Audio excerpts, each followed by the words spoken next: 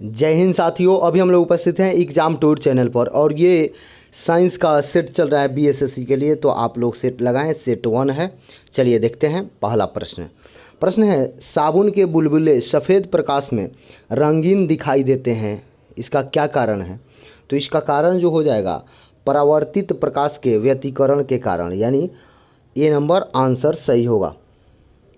Next प्रश्न है 2 number, कह रहा है भारी हिमखंड शीर्ष की अपेक्षा निचले तल से पिघलता है क्यों? यानी भारी बड़ा खंड को देखिएगा तो वह शीर्ष की अपेक्षा निचले तल से ज़्यादा पिघलता है क्यों? इसका क्या कारण है? तो इसका कारण हो जाएगा बी नंबर, निचले तल का दाब अधिक होने के कारण गलनांक घट जाता है जिससे पिघलता है। चलिए आगे देखते हैं। नेक्स्ट प्रश्न है 3 नंबर, कार की हेडलाइट में निम्न दर्पण में से किसका प्रयोग करते हैं? 3 नंबर प्रश्न का आंसर कीजिए। तो ये हो जाएगा आपका परावलयिक कार अवतल दर्पण का प्रयोग करते हैं, यानी कि सी नंबर आंसर सही होगा। नेक्स्ट प्रश्न देखते हैं। प्रश्न है त्रिविमीय फिल्म देखने के लिए किस चश्मे का प्रयोग किया जाता है? चलिए तो ये हो जाएगा पोलराइड चश्मे का, यानी कि बी नंबर आंसर सही है। सबसे पहले बता दें कि ये अभी स्टेज 1 चल रहा है, इसके बाद साइंस का स्टेज 2 कराएंगे, स्टेज 6 तक ले जाएंगे, यानी कि level 1, level 2, level 3, level 4, level 6 तक आपका एक भी प्रश्न नहीं छूटेगा। नेक्स्ट प्रश्न देखते हैं। इंद्रधनुष बनने का कारण है, इंद्रधनुष बनने का कारण है तो ये आपका हो जाएगा पूर्ण आंतरिक परिवर्तन व प्रकीर्णन, ये सी नंबर आंसर सही होगा 5 का। चलिए देखते हैं 6 नंबर। प्रश्न है यदि वस्तु की चाल आधी कर दी जाए तो गतिज ऊर्जा क्या होगा? तो 1/4 रह जाती है गतिज ऊर्जा। चलिए आगे देखते हैं। 7 नंबर प्रश्न क्या कह रहा है? 7 नंबर कह रहा है यदि किसी का द्रव्यमान आधा कर दिया जाए तो गतिज ऊर्जा क्या होगा? चलिए 7 नंबर प्रश्न देखेंगे तो आधी होगी। नेक्स्ट प्रश्न देखते हैं। 8 नंबर प्रश्न क्या कह रहा है? 8 नंबर कह रहा है यदि कोई मनुष्य समतल दर्पण की ओर 5 मीटर प्रति सेकंड की चाल से आ रहा है तो दर्पण में मनुष्य का प्रतिबिंब किस चाल से आता हुआ प्रतीत होगा? तो ये हो जाएगा 8 किलोमीटर प्रति सेकंड, यानी कि 8 मीटर प्रति सेकंड जो रहेगा दुगुना हो जाएगा। चलिए आगे देखते हैं। 9 नंबर प्रश्न कह रहा है 2 समतल दर्पण एक दूसरे से 60 डिग्री, ज़बरदस्त प्रश्न है, थोड़ा सा धैर्य बना के रखेंगे। ये सीरीज आप ही सब के लिए चालू किया गया है और चलेगा, थोड़ा सा ध्यान बना के रखेंगे। 8 डिग्री के कोण पर झुके हैं, इसके बीच रखी एक गेंद के बने प्रतिबिंब की संख्या कितनी होगी? चलिए 9 नंबर प्रश्न है तो 9 नंबर ये 5 हो जाएगी। नेक्स्ट प्रश्न है किसी ध्वनि स्रोत की आवृत्ति में होने वाले उतार चढ़ाव को क्या कहते हैं? चलिए 10 नंबर प्रश्न का आंसर कीजिए। तो डॉपलर प्रभाव बोला जाता है। नेक्स्ट प्रश्न है विद्युत परिपथ में फ्यूज का कार्य होता है, विद्युत परिपथ में फ्यूज का कार्य क्या होता है? 11 नंबर प्रश्न, तो ये बी हो जाएगा विभवांतर को नियंत्रित रखना। चलिए नेक्स्ट प्रश्न देखते हैं। प्रश्न संख्या 12 नंबर क्या कह रहा है?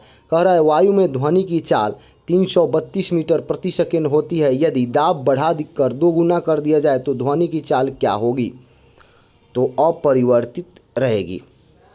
नेक्स्ट प्रश्न है एक अश्व शक्ति बराबर होता है कितना होता है? ये आपको बताना है। तो 746 वाट। नेक्स्ट प्रश्न देखते हैं। प्रश्न है पराश्रव्य तरंग मनुष्य द्वारा क्या किया जाता है? ये बताना है। नहीं सुनी जा सकती है, यानी कि बी नंबर आंसर सही होगा। अगला प्रश्न है ये बोले हैं स्टेज 1 है, यानी कि लेवल 1 है। भू स्थित उपग्रह का आवर्त काल होता है कितना होता है? ये बताना है। तो ये 24 घंटा होता है भू स्थित ग्रह। चलिए यदि किसी विंड को पृथ्वी से 11.2 किलोमीटर प्रति सेकंड के वेग से फेंका जाए तो पिंड क्या होगा? ये आपसे पूछा जा रहा है। 16 नंबर, पृथ्वी पर कभी नहीं लौटेगा। नेक्स्ट प्रश्न है यदि पृथ्वी की त्रिज्या 1% कम हो जाए किंतु द्रव्यमान वहीं रहे तो पृथ्वी तल का गुरुत्वीय त्वरण क्या होगा? चलिए आंसर कीजिए आप लोग 17 नंबर प्रश्न का। तो गुरुत्वीय त्वरण 2% बढ़ जाएगा। ध्यानपूर्वक सुनेंगे।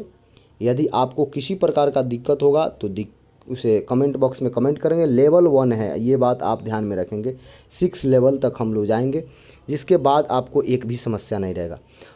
पराध्वनिक विमानों की चाल होती है, कैसा होती है? पराध्वनिक विमानों की चाल कैसा होती है? तो ये होती है ध्वनि के चाल से अधिक। भू स्थित उपग्रह की ऊंचाई होती है, ऊंचाई कितनी होती है ये पूछा है, तो 36,000 किलोमीटर। नेक्स्ट प्रश्न है, ठंडे देशों में झीलों के जम जाने के कारण पश्चात भी जलीय जंतु जिंदा रहते हैं, क्योंकि क्या कारण है? तो बर्फ़ के नीचे जल 4 डिग्री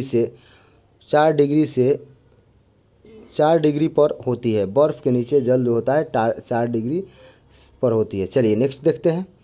नेक्स्ट प्रश्न है 21 नंबर, क्या कह रहा है? कह रहा है ध्वनि तरंगे नहीं चल सकती, तो निर्वात में ध्वनि तरंगे नहीं चल सकती। 22 नंबर देखेंगे, कह रहा है स्वच्छ जल से भरे तालाब की गहराई 3 मीटर प्रतीत होती है, यदि हवा के सापेक्ष जल का अपवर्तनांक 4/3 हो तो तालाब की वास्तविक गहराई कितनी होगी? ये आपसे पूछा जा रहा है 22 नंबर प्रश्न। तो 4 मीटर वास्तविक गहराई होगी। चलिए नेक्स्ट प्रश्न देखते हैं, परमाणु बम किस सिद्धांत पर कार्य करता है? 23 नंबर प्रश्न आपसे पूछा गया है। तो परमाणु जो बम है वह नाभिकीय विखंडन के सिद्धांत पर काम करता है। यदि किसी भी प्रकार का कोई प्रश्न में डाउट हो, दिक्कत हो, तो आप कमेंट बॉक्स में ज़रूर कमेंट करेंगे। जय हिंद, जय भारत। यदि एग्जाम टूर पर पहली बार है तो इस चैनल को ज़रूर सब्सक्राइब करें।